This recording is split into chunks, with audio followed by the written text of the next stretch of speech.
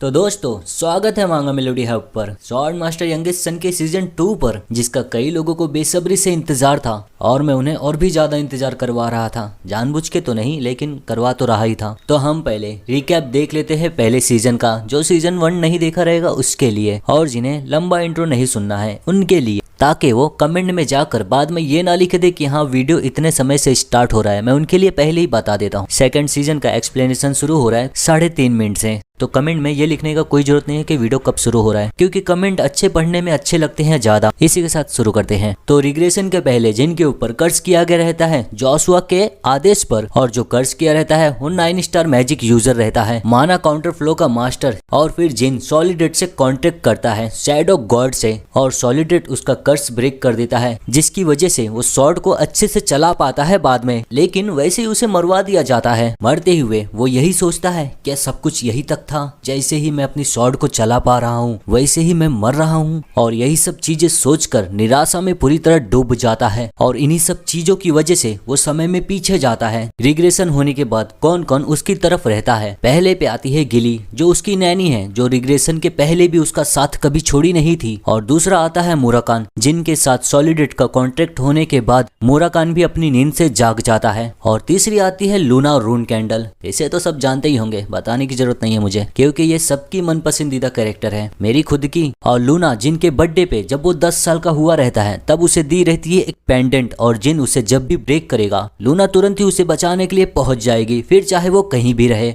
और चौथे नंबर पर आती है मैरी रून कैंडल, जिसे हम सीजन 1 में ज्यादातर देखे नहीं है, लेकिन वो भी उसके साथ ही है, क्योंकि जिनको उसने दी थी फिनिक्स हार्ट, जिनको शक्तिशाली बनाने के लिए, ताकि बाद में वो उससे लड़ सके। रून कैंडल फैमिली में 2-3 लोग और हैं जो जिनके खिलाफ भी नहीं है और जिनके साथ भी नहीं है। सीधे शब्दों में कहूँ तो वो लोग सही के साथ हैं, गलत के साथ नहीं। और फिर 5वें नंबर पर आती है आइस पैलेस क्वीन की डॉटर सीरीज एंडोरमा, और 6ठे नंबर पर है 7 कलर्स का मास्टर कैसमीर। 7वें नंबर पर है क्विंटल द ड्रैगन, आनिया की गार्डियन ड्रैगन। उसके बाद है खुद आइस पैलेस की मास्टर टेलेरिस एंडोरमा। और जिन जेप्पल फैमिली में अब तक किस किस को मारा है वो देख लेते हैं। पहला आता है एंड जेप्पल, जो है 9 स्टार्स पर। इसे मारा है लूना की मदद से, सीधा बोलूं तो लूना ने ही इसे मारी है। और फिर उसके साथ साथ मारा है उसका गार्डियन ड्रैगन वैल्यूटा। और उसके बाद जिन ने मारा है मोरॉन जेप्पल को, वो भी अकेले ही। और भी कई सारे लोगों को मारा है, लेकिन वो उतना जरूरी नहीं है, तो जाने दो। अब जिन का लेवल देखते हैं। स्वॉर्ड्समैनशिप में है 6 स्टार पर, शैडो एनर्जी में है 5 स्टार पर, और 7 स्टार्स है मैजिक पावर में। लेकिन अब सीजन 2 में काफी शक्तिशाली हो गया जिन। तो चलो सीजन 1 का जितना मुझे बताना था उतना मैंने बता दिया। अब डिटेल में एकदम बताऊंगा तो समझ लो पूरा सीजन ही मेरे को बताना पड़ेगा। इससे अच्छा जो नहीं देखा है वो सीजन 1 जाकर देख लो, काफी अच्छा है, देखकर रिग्रेट तो नहीं करोगे, इतना मैं बोल ही सकता हूँ। तो चलो अब शुरू करते हैं sword master youngest son season 2।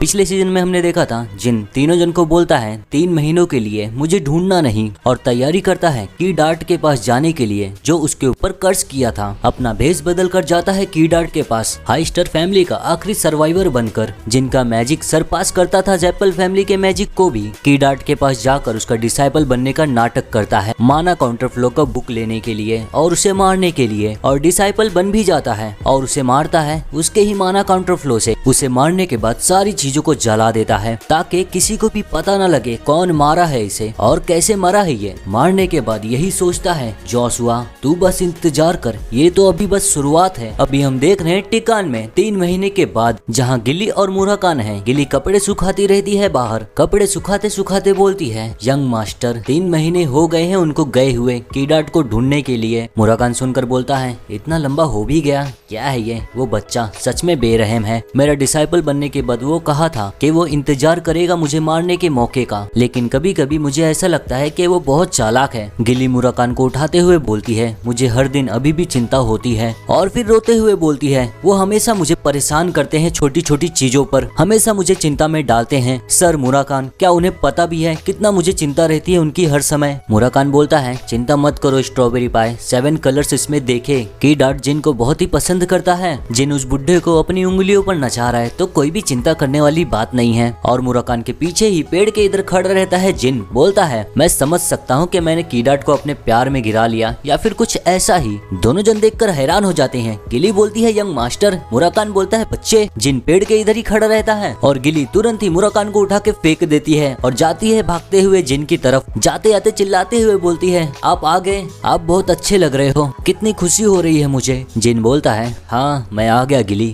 और मुराकान को देखते हैं तो तेजी से जमीन पे गिरता है। जिन उस ग्रिमवॉर को दिखाते हुए बोलता है मुराकान से जो कीडाट से उसने लिया था, ये ग्रिमवॉर जो मुझे उससे मिला है, क्या तुम इसे मेरे लिए ट्रांसपोज करोगे। उसके बाद हम देखते हैं गार्डन ऑफ सॉर्ड में रून कैंडल में, जहाँ पर सभी भाई बहन एक साथ में बैठकर खाना खा रहे हैं। और जिन ग्रे जिस नाम से अभी जिन रून कैंडल चल रहा है उसी नाम का चर्चा है हर जगह। यही सब चलता रहता है। जिन ग्रे के ऊपर शक किया जा रहा है जो मारा है कीडाट हॉल को। आखिर में कौन है तू और कीडाट को क्यों मारा, क्या कारण है कि तूने खुद को क्यों एकांत में रखा। दुर्भाग्य से ये माना जाता है कि counter flow magic essence vanquila holy kingdom store room में है। और फिर हेटोना बोलता है मुझे यकीन है यंगेस्ट का फर्स्ट फ्लैग बैरियर का ही पहचान है वो। डेटोना बोलता है ओए हेटोना सभी भाई बहन यहाँ पर है। हेटोना बोलता है अब ये मत कहना कि यंगेस्ट का जिन ग्रे नाम ये आम है। डेटोना बोलता है ओए यंगेस्ट कमाल का है लेकिन कीडाट 9 स्टार मेज है तो ऐसा हो ही नहीं सकता। और ये सब सुनकर म्यू गुस्से में आकर जोर से अपना हाथ मारती है टेबल पे।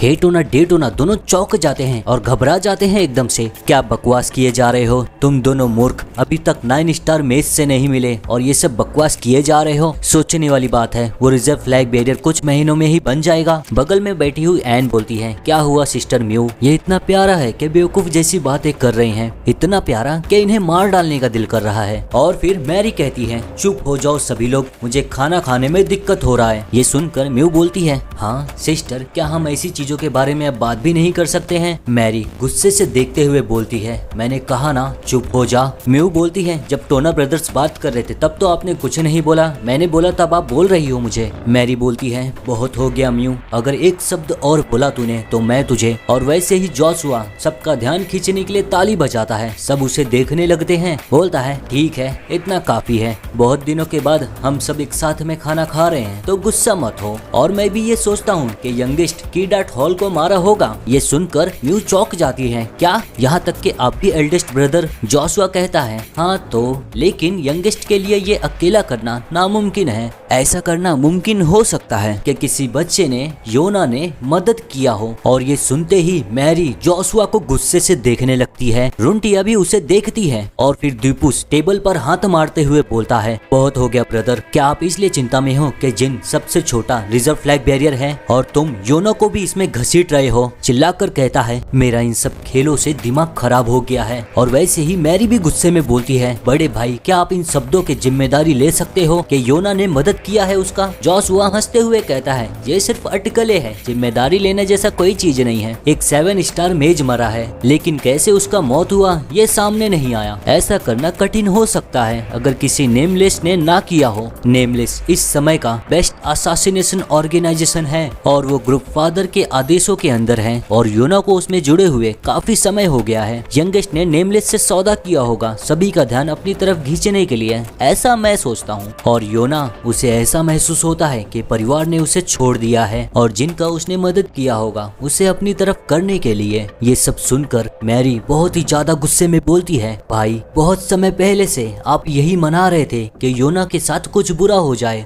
लेकिन अब तुम इसे खुलेआम कह रहे हो। आखिर में वो अचानक से यंगेस्ट के साथ क्यों आएगी। और तभी म्यू बोलती है मैं भी इस चीज को मानती हूँ, अगर योना ने मदद किया होगा उसका तो सब कुछ समझ में आता है। यंगेस्ट के मिशन के दौरान जब वो कैडेट था और वो योना बीच, फिलहाल वो नेमलेस है, लेकिन मैं सोचती हूँ कि वो परिवार के बारे में क्या सोचती होगी। म्यू गाली तो दे देती है योना को लेकिन उसे पता नहीं चलता कि उसकी तरफ क्या आ रहा है। ये सुनने के बाद मैरी तुरंत ही उसे जोर से पंच मारती है, जाकर वो दीवार से तेजी से टकरा जाती है। ये देखकर एन चिल्लाती है सिस्टर। म्यू के दीवार से टकराने के बाद म्यू की आंखों की पुतलियां गायब हो जाती हैं, लेकिन मैरी वहीं पर नहीं रुकती, तुरंत ही जाकर उसका मुंह पकड़कर दीवार में घुसाती है और पंच मारने जाती है। म्यू को पंच मारने ही वाली रहती है, वैसे ही दीपुस आकर आकर उसका हाथ पकड़ लेता है। देखकर कहता है मैरी को, इतना ज्यादा मत करो मैरी, जितना ज्यादा तुम ऐसा करोगे उतना ही भाई जोशुआ के हिसाब से चीजें होंगी। गुस्से से मैरी चिल्लाती है जोर से। रोंटिया को देखते हैं, वो सिर्फ खाने पे ध्यान दे रही है। मैरी दीपू से हाथ छुड़ाकर बोलती है, क्यों नहीं, ऐसा हो ही नहीं सकता कि मैं 7 flag barrier, 2nd flag barrier के खिलाफ कुछ बोल सकूं। लेकिन सभी लोग एक चीज को याद रखना, अगर योना को चोट पहुंची तो फादर ये सब होते हुए ऐसे ही खड़े नहीं रहेंगे। जोशुआ बैठे बैठे मुस्कुराता रहता है। म्यू दीवार से टकराने के बाद बेहोश हो जाती है और वहीं पे गिरी रहती है। एन म्यू के पास जाकर मैरी को गुस्से से देखती रहती है। उसके बाद दीपू जोशुआ को कहता है, भाई तुम्हें कभी कभी साफ साफ कहना चाहिए, अगर तुम योना से डरते हो तो तुम बस अपनी स्वॉर्ड से उसे हरा कर अपने अंदर कर सकते हो। धमकियों से इन चीजों को भड़काना बंद कर दो, ये रून कैंडल का तरीका नहीं है। जोशुआ कहता है,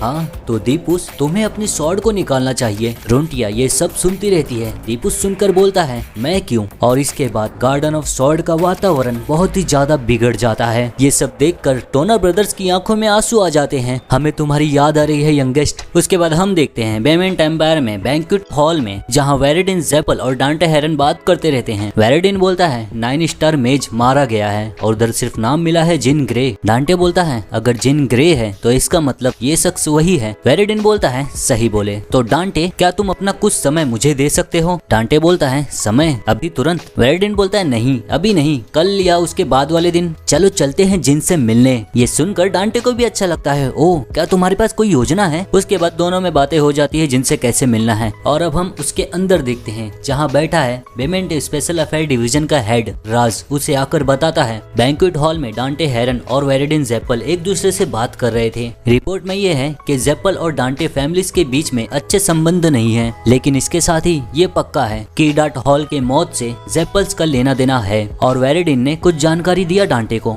ज़ेपल फैमिली अपने सहयोगियों का अच्छे से ध्यान रख सकता है और उन फैमिलीज के साथ संबंध तोड़ सकता है जिनके साथ वो गठबंधन में नहीं है, और इसका अच्छा उदाहरण की डाट हॉल है। राज कहता है, इससे फर्क नहीं पड़ता ये सच है या नहीं, ये अच्छा कारण होगा ज़ेपल्स के आंदोलन हरकतों को दबाने का। प्रेस को रेलेवेंट जानकारियां लीक कर दो। सामने वाला बोलता है, समझ गया। राज सोचता है बैठे हुए, वो ज़ेपल्स के हरामजादे जल्दबाजी कर रहे हैं जो वो नहीं है। ये ऐसा है जैसे कि उन्हें कोई काबू कर रहा है। बोलता है, मुझे पता नहीं कौन है वो, लेकिन उसके साथ चल पाना बहुत मुश्किल है। और अब हम देख रहे टिकान में जिनको पकड़कर जूलिया जाने नहीं देती। बोलती है, नहीं मत जाओ ब्रदर जिन, जूलिया के साथ खेलो। कैसमिर जूलिया को देखकर बोलता है, जूलिया यंग मास्टर जिन बहुत ही ज्यादा व्यस्त हैं, प्लीज समझो जूलिया। और गिली अपनी आंखों से आंसू पोंछते हुए बोलती है, यंग मास्टर आपकी नैनी दुखी है, आप अच्छे से आराम भी नहीं कर पाए और आप तुरंत ही जा भी रहे हो, और जा रहे हो नेमलेस विलेज में शामिल। इतनी खतरनाक जगह पर आप क्यों जा रहे हो आखिर में? जिन बोलता है, मुझे वहाँ से कुछ लाना है और कोई शख्स है जिससे मैं मिलना चाहता हूँ। गिली सुनकर बोलती है, क्या आप उधर किसी को जानते हो जो शामिल में रहता है? और थोड़ा सोचती है तो उसे पता चल जाता है उधर कौन रहता है। बोलती है, मिस योना। और अब हम देख रहे हैं शामिल में नेमलेस सिटी में, जहाँ योना बैठी हुई गुनगुनाती रहती है। बोलती है, मैंने सुना वो फैमिली को छोड़ दिया रिजर्व फ्लैग बैरियर बन के, लेकिन यंग गेस्ट यहाँ वहाँ बहुत ही कमाल की चीजें कर रहा है। मैं देखने के लिए बहुत ही बेताब हूँ, कितना शक्तिशाली है वो। मैं सोच रही हूँ क्या वो यहाँ आएगा शामिल में? हाथ उठाकर बोलती है, हाँ मैं उसके साथ खेलना चाहती हूँ।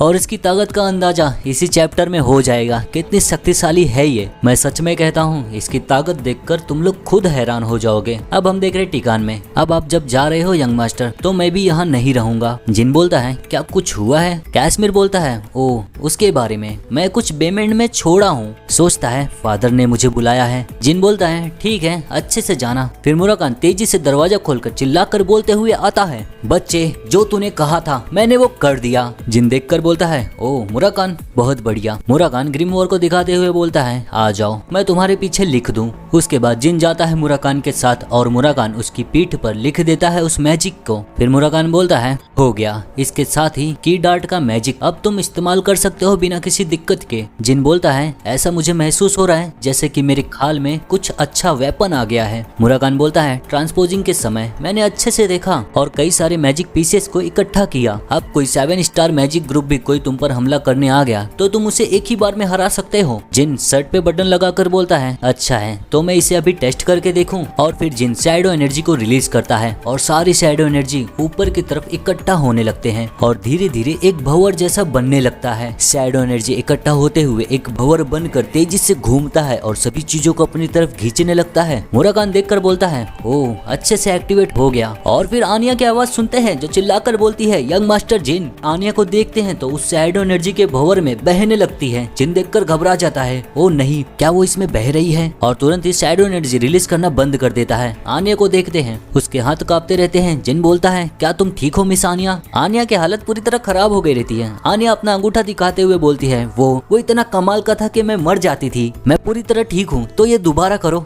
जिन उसकी बातें सुनकर घबरा जाता है और तभी क्यूकुंटल आके उसके कंधे पर मार के फिर उसे बेहोश कर देती है। मुराकान पीछे से देखकर हंसते रहता है। जिन देखकर बोलता है आप आ गई मिस क्यूकुंटल। क्यूकुंटल बोलती है हाँ जिन, ऐसा लगता है आनिया तुम्हें परेशान कर रही थी, ये दिन पर दिन बदतर होते चले जा रहा है। जिन बोलता है ये मेरी गलती थी मिस क्यूकुंटल, जब वो जाग जाएगी तो मैं माफी मांग लूंगा। क्यूकुंटल बोलती है नहीं उसकी कोई जरूरत नहीं है, उससे भी जरूरी चीज मैं सुनी कि तुम शामिल जा रहे हो। जिन बोलता है हाँ सही बोली, ऐसा लगता है आपने सही सुना। क्यूकुंटल बोलती है जैसा कि तुम जानते हो पूरा शामिल ट्रेनिंग ग्राउंड है नेमलेस के लिए, वहाँ पर जाने वाले लोग आजादी से घूम नहीं सकते क्योंकि वहाँ पर कोई भी उन्हें मार सकता है। मेरे हिसाब से अभी तुम नेमलेस कैडेट्स के अटैक के सामने खड़े रह पाओगे, लेकिन जितना ज्यादा लंबा समय शामिल में बिताओगे वैसे ही शक्तिशाली अपोनेंट आते रहेंगे और अंत में उन लोगों का सबसे बेस्ट किलर आएगा तुम्हारे पीछे। ये सुनकर जिन घबरा जाता है, बोलता है अच्छा मैंने तो इस चीज के बारे में पहले नहीं सुना। क्यूकुंटल अपने पीछे से कुछ निकाल कर जिन को देते हुए बोलती है मैं ये पक्का तो नहीं बोल सकती कि तुम और तुम्हारी बड़ी बहन नेमलेस ट्रू किलर्स के सामने जिंदा रह पाएंगे या नहीं, तो इसीलिए ये ले लो। जिन देखकर बोलता है ये। क्यूकुंटल बोलती है ये नेमलेस असासिन्स के लिए खजाना है, अगर असासिनेशंस के अटैक को तुम संभाल ना पाओ तो उसे ये दिखा देना, वो लोग चले जाएंगे। जिन सुनकर बोलता है धन्यवाद मिस क्यूकुंटल, मुझे पता नहीं मैं इसका भरपाई कैसे करूंगा। क्यूकुंटल बोलती है अगर तुम अच्छे से किए तो मेरी कॉन्ट्रैक्टर और भी ज्यादा आत्मविश्वास आ जाएगा उसके अंदर। जब तुम वापस आ जाओगे तो आनिया को मदद करना उसकी ट्रेनिंग में। जिन हंसकर बोलता है समझ गया, तो मैं आता हूँ वापस। उसके बाद हम देखते हैं 4 सितंबर 1796 एक विलेज को जिसके चारों तरफ सिर्फ रेत ही रेत है, और उस विलेज की तरफ जा रहा है एक गाड़ी जिसके अंदर बैठा है जिन। यह है शामिल सिटी का असासिनेशन साउथ एंट्रेंस। जिन नीचे उतरता है और शामिल के अंदर जाने लगता है, तभी सामने एक शख्स जो है गार्ड मेरे हिसाब से, बोलता है नेमलेस टैग के बिना तू अंदर नहीं जा सकता। जिन उसे नेमलेस टैग निकाल कर देता है। वो देखने के बाद बोलता है ये वो टैग है, तेरा यहाँ आने का क्या मकसद है। जिन बोलता है मैं यहाँ बस आया हूँ अनुभव लेने के लिए। वो शख्स बोलता है जाओ अंदर, अच्छा अनुभव मिलेगा, तुम अपना टैग वापस ले सकते हो जब तुम यहाँ से जाओगे। जिन ये सब सुनता है फिर पूछता है क्या एक चीज मैं तुमसे पूछ सकता हूँ। वो शख्स बोलता है क्या है वो। जिन बोलता है कोई अगर यहाँ पर आता है तो नेमलेस का कानून क्या उसी समय उसके ऊपर लागू हो जाता है। जैसे ही वो शख्स बोलने वाला रहता है, देखते हैं तो जो गाड़ी चलाकर आता रहता है वो शख्स वहाँ से गायब हो गया रहता है और तुरंत ही अपने डैगर से जिन के ऊपर अटैक कर देता है। लेकिन जिन को पहले से ही पता रहता है, वो बगल होकर उससे बच जाता है। वो देखकर हैरान हो जाता है। वो ये भी देखता है कि उसकी तरफ पंच आ रहा है। जिन तुरंत ही उसे पंच मार देता है। वो उस पंच के इम्पैक्ट से पीछे जाकर गिर जाता है। जिन उसके ऊपर सिक्का फेंकते हुए बोलता है ऐसा लगता है अंदर जाने से पहले ही कानून लागू हो जाता है। तू पूरे समय मारने के इरादे से मुझे देख रहा था, तेरे पास असासिनेशंस का टैलेंट नहीं है, दूसरा काम ढूंढ ले तू। फिर जिन जो शख्स टैग मांगा रहता है अंदर जाने के लिए, उसे देखकर बोलता है क्या तुम भी मुझ पे अटैक करोगे। वो शख्स बोलता है हमने सीखा है कैसे असासिनेशन करते हैं, मार्शल आर्ट से नहीं, मैं सामने से नहीं लड़ता। जिन मुस्कुरा कर बोलता है अच्छा। फिर अंदर जाता है गेट के जरिए। ऑफ व्हाइट कलर जो नेमलेस का प्रतीक है, ऐसा इसलिए क्योंकि उन्हें आत्मविश्वास है कि वो लोग खून का एक धब्बा भी नहीं छोड़ेंगे, यहाँ तक कि जब वो व्हाइट कपड़ा भी पहनते हैं तब। जिन सभी को देखकर सोचता है सभी लोग मुझे दिख रहे हैं, लेकिन उनके होने का एहसास बहुत ही मुश्किल से हो रहा है मुझे। जितना मैंने सोचा था उससे भी ज्यादा सुंदर है ये जगह, लेकिन इसकी वजह से मुझे बहुत ही अजीब लग रहा है। ये सिटी बहुत साफ है और शांत है, और कैडेट्स जो यहाँ आते हैं अपना असासिनेशन स्किल्स को सुधारने के लिए लंबे समय तक रुक कर वो रह सकते हैं नेमलेस बिल्डिंग में, जो वहाँ है सबसे ऊंची बिल्डिंग। यहाँ आने वाले लोग बस उनके लिए एक खास ओपोनेंट है और हर दिन वो एक दूसरे को मारते हैं। इसी चीज की वजह से से असासिनेशन का खतरा सबसे ज्यादा बढ़ जाता है इनमें। कॉस्मोस कंपटीशन में जितना मैंने मेहनत किया था मुझे उतना मेहनत नहीं करना, तो फिर मैं क्या चुनूं। उसके बाद जाता है जिन रूम रेंट पे लेने के लिए। ओनर सुनकर बोलता है क्या बकवास है, तुम्हें रेंट पर चाहिए रूम? तुम शामिल में नेमलेस कैडेट्स के खिलाफ जाने वाले हो जहां असासिनेशन का परमिट है। जिन बोलता है वो ठीक है। ओनर बोलता है तुम इनमें क्यों नहीं गए? जिन बोलता है मैं ये नहीं चाहता कि ज्यादा लोग रात में आए। जिन उसे देखकर सोचता है तू मुझे मार नहीं सकता। मुझे यकीन है वो यही सोचता होगा और मेरे बर्ताव को लेकर वो उत्तेजित महसूस करता होगा। ओनर बोलता है आजा, मैं तेरे पैसे नहीं लूंगा अब जब तू अपनी जिंदगी से भरपाई कर रहा है। जिन के अंदर आने के बाद जिन को ऊपर वाला कमरा दे देता है रहने के लिए। जाता है कमरे में, जाकर बैठता है बेड पर और यही बोलता है क्या इधर किसी तरीके का जाल होगा। सोचता है मैं कम से कम यहाँ पर आराम से आराम तो कर सकता हूँ, मुझे योजना बनाना चाहिए क्या मुझे करना है। यही सब सोचता रहता है। उतने में ही उसके ऊपर से एक ताली का आवाज आता है। जिन पूरी तरह चौंक जाता है, तुरंत ही अपनी शॉर्ट पर हाथ लगाकर देखता है लेकिन उसे कोई भी नहीं दिखता। सोच में पड़ जाता है पूरी तरह, क्या एक ताली बजाने का आवाज, मुझे कुछ भी महसूस नहीं हो रहा है। यही सब जिन सोचते रहता है। पीछे देखते हैं जिन के तो छत की तरफ एक परछाई दिखता है। गौर से देखते हैं तो कोई शख्स जिन को देख रहा है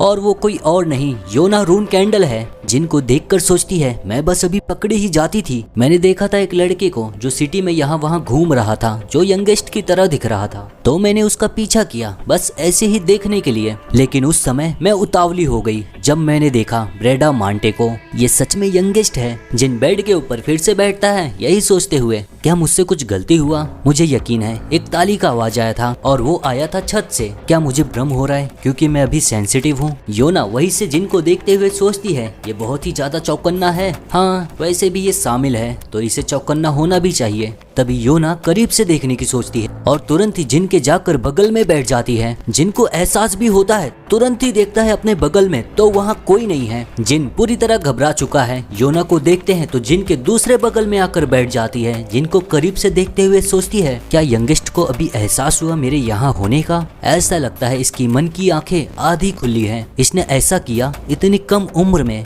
मुझे कितना गर्व है इस पे। इसकी बड़ी बहन होने के नाते मैं इसे अनदेखा नहीं कर सकती। जिन पूरी तरह हक्का बक्का रहता है, उसे कुछ समझ में ही नहीं आता क्या हो रहा है। तुरंत ही अपने दूसरे बगल में देखता है तो वहाँ भी कोई नहीं है। योना जाते जाते यही सोचती है मैं अब इसके साथ खेलूंगी नहीं, मैं इसे अच्छे से ट्रेनिंग दूंगी। जिन को कुछ पता भी नहीं चलता, वहीं पर बैठे रह जाता है वो। योना यही सोचती रहती है तुम बस थोड़ा सा इंतजार करो यंगेस्ट, तुम्हारी बहन खेलेगी नहीं तुम्हें शक्तिशाली बनाएगी। तो दोस्तों इसी के साथ मिलते हैं अगली वीडियो में। और जो सीजन 1 नहीं देखा है डिस्क्रिप्शन में लिंक डाल दूंगा तो वहां पर क्लिक करके देख सकता है सब। तो चलो फिर मिलते हैं अगली वीडियो में।